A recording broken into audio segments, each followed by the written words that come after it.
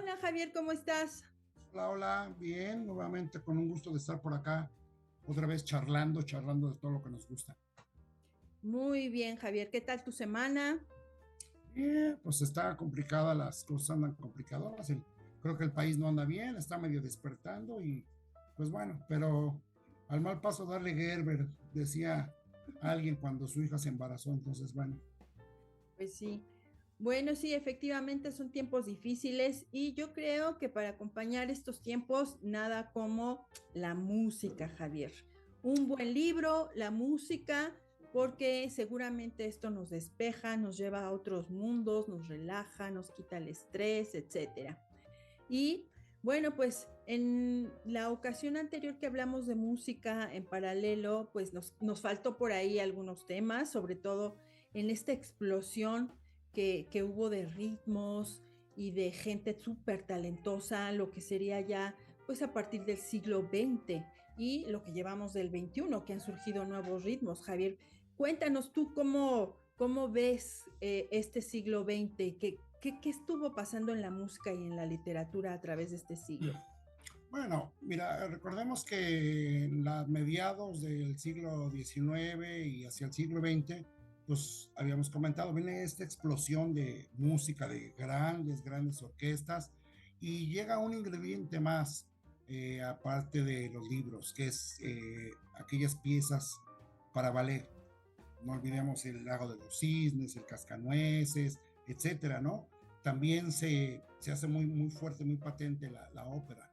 El, Aida, todas las obras de Verdi, se retoma mucho las óperas de Mozart, etcétera, ¿no? Cimarosa, en fin, y vemos ya al final del siglo la presencia de dos o tres grandes músicos, ¿no? Richard Wagner, Anton Bruckner y Gustav Mahler, que me parece que son los pináculos de la música orquestal sinfónica pomposa, ¿no? Wagner con su famosa tetralogía de los nivelungos, que es majestuoso. Lo tomo esto porque en el siglo XX, un siglo convulsionado, sobre todo por las dos guerras grandes, la caída del zarismo en Rusia, y esto nos llevaría a esa época donde se escribe La Madre de Gorky, que narra mucho todo este tipo de cosas, ¿no?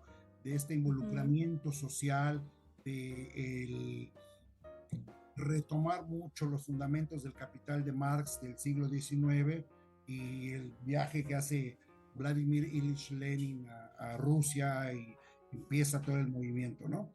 La caída de los Romanov, complicado, la famosa historia de Rasputín, ¿no? Ese monje, ¿no? Y con los albores del siglo XX, sobre todo en América Latina, viene una serie de movimientos. Una de ellas, la primera revolución del siglo en América Latina, pues es la de 1910 de México. Y este movimiento viene todavía, empieza a dar la luz a los grandes, y específicamente a los grandes músicos mexicanos, como son Manuel M. Ponce, el maestro Galindo, en fin, ¿no? Moncayo, con su famosísimo guapango.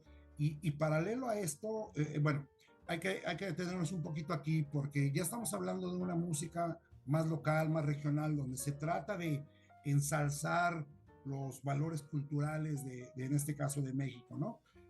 Ya vemos estructuras mucho más complejas, dejamos atrás un poco la música convencional, que era una música con un tono definido en fa mayor, en la menor, etcétera.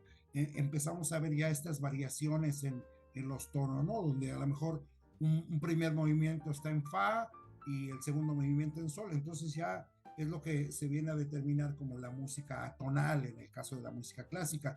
Pero asimismo empiezan todos estos ritmos regionales, ¿no? Empieza, en el caso de la Revolución Mexicana, el famoso corrido. Uh -huh, uh -huh. Y bueno, también, pues cómo olvidar que justo en la literatura tenemos todo lo que es la novela de la revolución.